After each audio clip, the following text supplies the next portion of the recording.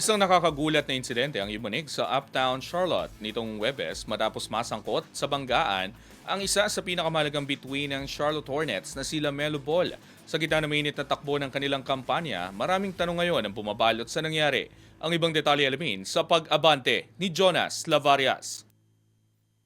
Nasangkot sa isang banggaan si Hornets star LaMelo Ball nitong Webes sa Uptown Charlotte ngunit nanatiling ligtas at walang naging malubhang tama. Naganap ang insidente sa intersection ng Trade and Tryon Street kung saan ang 2022 GMC Hummer EV Edition 1 na minamaneho ni Ball ay bumangga sa isang Kia sedan. Base sa video na lumabas, makikita na bumaba si Ball mula sa kanyang custom Hummer na may nasirang left front tire. Makikita rin sa video na agad umalis si Ball sa lugar sakay ng isang Lamborghini matapos ang insidente habang naroroon na ang mga pulis sa pinangyarihan. Wala ring agad na inilabas na police report kaugnay ng pangyayari. Ayon sa ulat, walang galos ang 23 anyos na guard matapos ang banggaan. May mga ulat naman na may mga pasaherong nasa loob ng Hummer na posibleng nagtamo ng minor injuries ngunit wala pang formal na detalye mula sa mga otoridad. Nangyari ang insidente sa araw rin ng practice ng Hornets na kasalukuyang may 10 panalo sa huling 11 laro at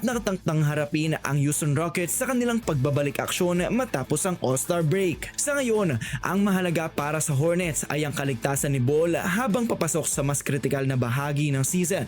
Ako, si Jonas Lavarias, Abante Sports, now na.